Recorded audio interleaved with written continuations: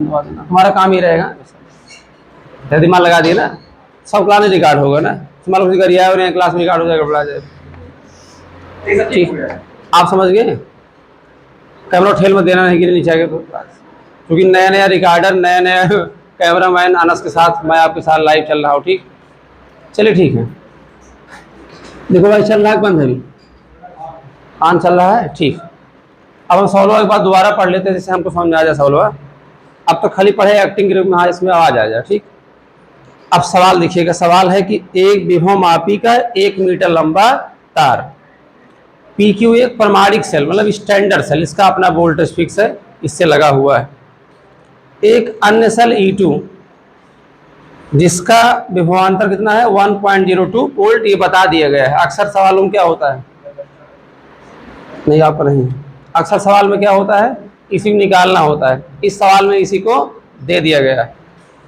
आगे लिखा है एक उच्च प्रतिरोध, सबसे बड़ी जो लाइन यहाँ पे है वो है उच्च प्रतिरोध। थोड़ा साफ साफ लिख देना, हाँ नहीं तो थोड़ा। उच्च प्रतिरोध, कोई इसका हिंट बताएगा। उच्च प्रतिरोध मतलब क्या हुआ कि धारा इसके जुड़ने पर धारा बहने नहीं पाएगी। बहुत बढ़िया, लेकिन 12 मैं पहले बता रहे हैं ना, ये दिक्कत। फिर लिखा है कि जब स्विच एस खुला है, जब स्विच एस क्या है, खुला है, खुला मतलब रास्ता भी खुला है, खुला मतलब ऑफ, खुला मतलब यहाँ क्या होगा, ऑफ होगा ना। जब ये खुला है उस समय अविच्छेद बिंदु P 51 सेंटीमीटर दूरी पर प्राप्त होता है। अविच्छेद बिंदु कहाँ प्राप्त हो रहा है, मैंने फिगर शायद गलत बनाया होगा, अगर आप ध्यान से देख लो तो सही है। कोई लोग बताया नहीं ना, सोच रहे हमारा वीडियो गड़बड़ा जाए ना, हमारी बदनामी हो जाए हर जगह पे। ठीक, तो स्विच एस क्या है, खुला हुआ है। तो अभी जो अविच्छेद बिंदु है कहाँ मिल रहा है, P से 51 सेंटीमीटर ये मिल रहा है। तो हमें ज्ञात करना है, ज्ञात कीजिए। पहला सवाल है विभव मापी के तार की विभव प्रवणता। पहला सवाल है विभव मापी के तार की विभव प्रवणता। आइए आराम से बात को समझते हैं। कितने लोग बताएंगे कि विभव प्रवणता क्या होती है, कोई बताए, 12 में से, गर्ल से, बॉय से। विभव प्रवणता क्या है, टोटल वोल्टेज अपान समय, सॉरी समय नहीं, लंबाई, कुल वोल्टेज अपान कुल क्या, वही क्या होता है, विभव प्रवणता होता है। अच्छा ठीक है, क्या आपको ये मालूम है कि यहाँ इस तार पर कुल कितना वोल्टेज है। PQ तार पर वोल्टेज देने कौन आया है, बोलो, E1 कौन आया है, इसका मान मालूम है, नहीं मालूम है ना। लंबाई भले इसका मालूम है आपको, लेकिन इसका वोल्टेज आपको मालूम नहीं है। यानी आप यहाँ उस तरीके नहीं निकाल पाएंगे कुल विभव बटे कुल लंबाई, कुछ दिमाग लगाना पड़ेगा। विभव प्रवणता निकालना कुछ दिमाग लगाना पड़ेगा। तो जो दिया है उसी पे आ जाओ। क्या दिया है बताइए, हमको दिया गया है कि स्विच एस खुला है, स्विच एस खुला है, खुला मतलब खुला ना, ऑफ है। इस समय जो अविच्छेद की लंबाई है, यानी बैलेंस वाली लंबाई, संतुलन की लंबाई कहाँ प्राप्त हो रही है, 51 सेंटीमीटर पे। आप लोग जरा मुझे बताएं कि अभी ये सेल, इस सेल का वोल्टेज कनेक्शन देखिए, ये मुकाबला कर रहा है नहीं कर रहा है, कर रहा है ना। ये हमको बताइए करंट फ्लो हो रहा है नहीं हो रहा है, बताइए करंट फ्लो हो रहा है नहीं हो रहा है, नहीं हो रहा है ना। अगर करंट फ्लो नहीं हो रहा है तो कौन मुकाबला करेगा, ई करेगा, और ई प्रोपोर्शनल क्या होता है, एल होता है, और ई बराबर क्या होगा, के एल होगा। ठीक, समझ आया ना, बस बात समाप्त है। तो ई का माना वैल्यू कितना है, ई का वैल्यू है 1.02, और के हमको निकालना है। के यहाँ क्या होता है, विभव प्रवणता होती है, और एल क्या है, संतुलन की लंबाई कितना है, 51 सेंटीमीटर। तो सेंटीमीटर 10⁻², ये रहा के की वैल्यू। ई अपान ई का वैल्यू दिया हुआ है के बराबर 1.02 अपान 51 इंटू 10⁻²। निराश मत होइएगा, कैसे भाग देंगे इसको, सब जुगाड़ है इसका। 1.02 ये वाला चीज कहाँ जाएगा, ऊपर 10⁻² ऊपर जाएगा, क्या हो जाएगा 10⁻+2। हमारी कोचिंग में सब बताया जाता है। और अपान 51, जैसे मान लो कोई बात देखें ऑनलाइन यूट्यूब पे, अमेरिका से बताया जाए, हमारे कोचिंग सब बताया जाता है। तो 100 से मल्टीप्लाई होते ही क्या हो जाएगा 102 और बटे 51, और 51 दूनी क्या होता है 102, 2 वोल्ट प्रति। बात समझ में आई? दोबारा रिवाइज कर रहा हूं सवाल को। विभव प्रवणता पूछा था। विभव प्रवणता क्या होता है, कुल वोल्टेज बटे कुल लंबाई। कुल वोल्टेज देने कौन आता है, ये सेल, इसका वैल्यू हमको पता ही नहीं है, यानी हम डायरेक्ट कुल वोल्टेज अपान कुल लंबाई नहीं कर सकते हैं, फुल स्टॉप। तो मैंने दिमाग लगाया, कुछ और दिया गया था कि स्विच एस खुला है, उस समय अभिक्षेप की लंबाई 51 सेंटीमीटर है। तो स्विच एस खुला है मतलब एरिस कोनो कनेक्शन नहीं है। तो कहाँ से तार बचा, ये तार हुआ, ये हुआ, ये हुआ। हाँ देखो बीच में भाई रेजिस्टेंस आया ये। तो रेजिस्टेंस आने से एक डर रहता है कि करंट बहेगी, ठीक, क्योंकि जो अभिक्षेप की लंबाई प्राप्त होती है वो या तो ई के लिए प्राप्त होती है या तो एक अलावा कुछ इसमें है ही नहीं है। तय करना होता है कि अभिक्षेप की लंबाई ई के लिए है कि बी के लिए है। बात समझिएगा, यहाँ रास्ते में क्या लगा है, रेजिस्टेंस। जब रेजिस्टेंस लग जाता है तो करंट बहने की संभावना रहती है, लेकिन कैसा रेजिस्टेंस है, उच्च प्रतिरोध है, मतलब करंट फ्लो नहीं होगा। और जब करंट फ्लो नहीं होता है तो कौन सा वोल्टेज सामने आता है, ई वाला। इसलिए जो लंबाई मिली है किसके लिए मिली है, ई के लिए। तो ई अनुक्रमानुपाती क्या हो गया, एल हो गया। अनुक्रमानुपाती हटा दिया गया तो क्या आ गया, कांस्टेंट के, और के यहाँ क्या है, विभव प्रवणता है। ई हमको दिया है जो मुकाबला करने गया सेल, और उसकी लंबाई भी हमको दिया, हमारे सामने क्या है, उत्तर। ठीक, बिल्कुल। आकाश कोचिंग में ही कक्षा 12 में मैथ में, तो हमारी क्लास में खाली एक आदमी के पास फ़ोन था बस। एक ननमहार साइड के लोग हैं, पांडे जी हैं, वो बीडी से उसमें थे। उनका उम्र थोड़ा अधिक था, कक्षा 12 में भले थे, तो वर्तमान बीडी से थे और पापा उनके प्रधान थे। तो उनके पास खाली मोबाइल था बस, बाकी पूरी क्लास में किसी के पास मोबाइल नहीं था। और 12 में फ़ोन का प्रचलन था ही नहीं। जो लोग शहर बाहर पढ़ने जाते थे खाली उनके पास फ़ोन था।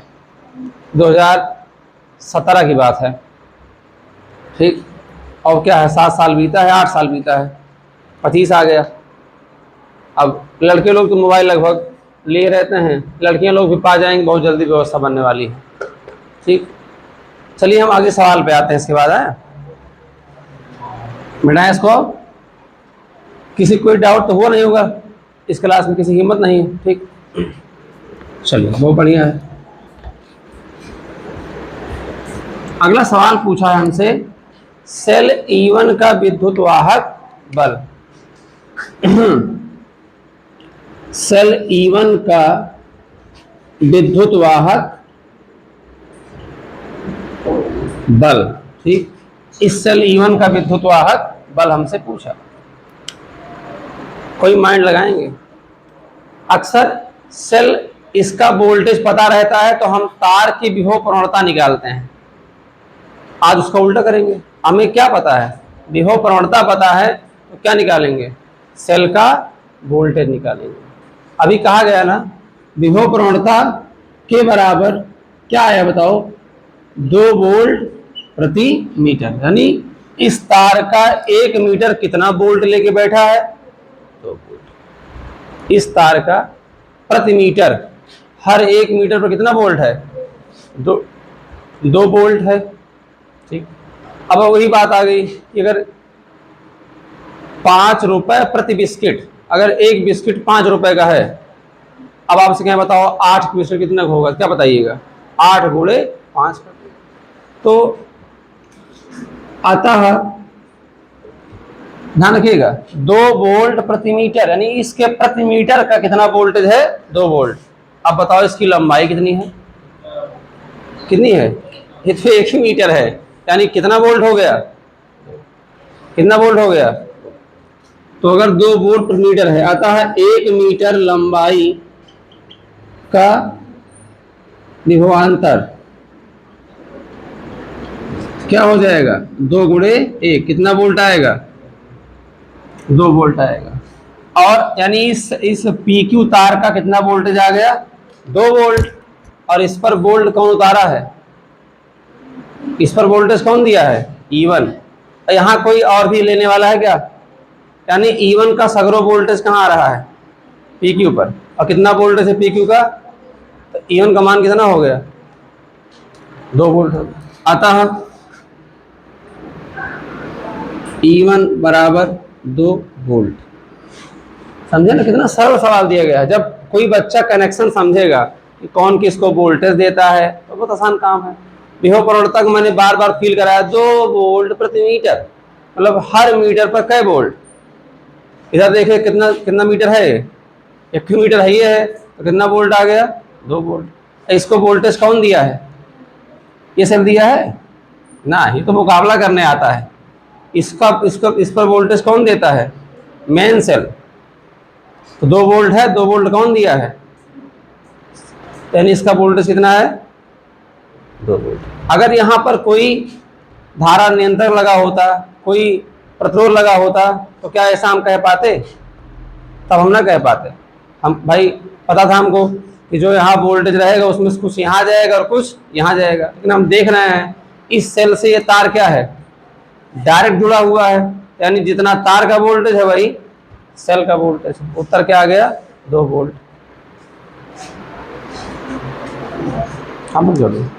तीसरा पार्ट क्या है? तीसरे पार्ट में पूछ रहा है कि जब स्विच एस को बंद कर दिया जाए, जब स्विच एस को बंद कर दिया जाए तब अभिक्षेप की स्थिति क्या होगी? जैसे जब स्विच एस, अब तक स्विच एस क्या था? खुला था। अब अगला केस आने वाला है, हम स्विच एस को बंद करने वाले हैं। लो बंद कर दिए। बंद मतलब कनेक्शन इधर से भी हो गया है, ठीक, इसको आना जाना एक रास्ता ये भी है। स्विच एस को बंद कर दिया गया, तो अब जो अभिक्षेप मिल रहा था यहाँ पर, क्या उसमें कोई बदलाव आएगा? क्या वो P की ओर सरकेगा? क्या वो Q की ओर सरकेगा? यही सवाल आपसे करा गया है। तो फिर वही बात, अब विक्षेप उच्छेप की जो ना विक्षेप मिलता है, शून्य विक्षेप मिलता है, किसके आधार पर मिलता है? यहाँ से दिए गए वोल्टेज। अगर इस बैटरी द्वारा दिए जा रहे वोल्टेज में चेंज आएगा, ठीक, भाई वोल्टेज बढ़ जाएगा तो और बड़ी लंबाई ले लेगा। अगर वोल्टेज घट जाए छोटी लंबाई में काम चल जाएगा। अब अगर वोल्टेज में चेंज ना आए तो जो विक्षेप वही रहेगा। अब हमको ये समझना है कि इस स्विच के एस के लग जाने से, प्यारे बच्चों, इस स्विच एस के लग जाने से क्या इसके वोल्टेज में चेंज आ जाएगा? जरा दिमाग लगाइए। हम बताते हैं आप वोल्टेज में चेंज कब आ जाता? जैसे सेल है, इसके बगल कोई क्या लगा देते? छोटा सा रेजिस्टेंस। दोनों जब करंट जाती तो उसे रेजिस्टेंस से होकर जाना पड़ता, तो कुछ लॉस होता। अब आप मुझे बताइए, इसके जुड़ जाने से करंट फ्लो करना शुरू कर देगी? दिमाग लगाइएगा, ये कोई रेजिस्टेंस है? हम तो कहते हैं जो करंट वरेंट फ्लो भी कर रही होगी कहीं है, वहां कहाँ जाओगे? सीधे। तो इसके जुड़ जाने से कोई रेजिस्टेंस नहीं जुड़ गया, ना कोई यहाँ करंट पैदा होगी। और जब यहाँ कोई करंट प्रोड्यूस नहीं होगी तो क्या होगा? फिर क्या होगा? बैटरी अपना सारा वोल्टेज देती रहेगी।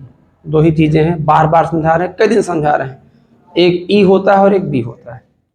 अगर ऐसा कुछ भी हो जाए जिससे करंट फ्लो करना शुरू कर दे तो बेचारी बैटरी करंटो फ्लो कराए और मुकाबला भी करे, तब उसका बी सामने आता है। और जब खाली मुकाबले करना है, करंट नहीं फ्लो कराना है, तो उसका ई सामने आता है। और स्विच एस के लग जाने से, स्विच एस के ऑन हो जाने से यहाँ कोई करंट फ्लो नहीं कर जाएगी, ठीक।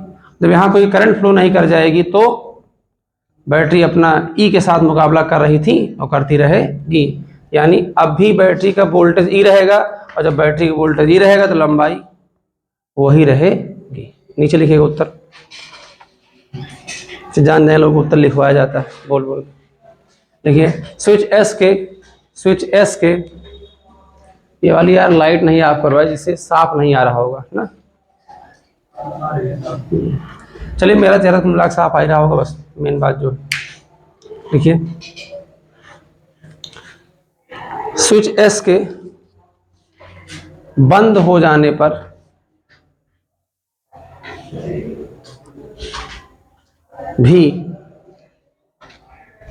जाने पर भी किसी करंट का फ्लो नहीं होगा, किसी करंट का फ्लो नहीं होगा।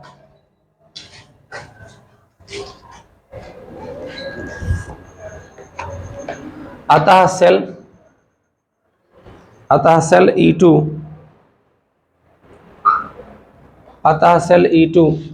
अपने पूर्ण विद्युतवाहक बल के लिए वही अभिक्षेप लंबाई प्राप्त करेगी, वही अभिक्षेप लंबाई प्राप्त करेगी।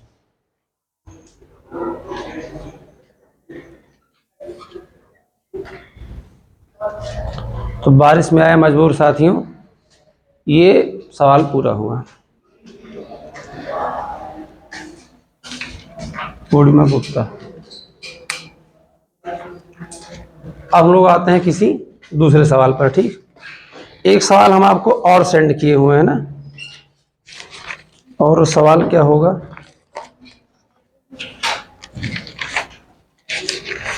अनस अपना काम करो भैया।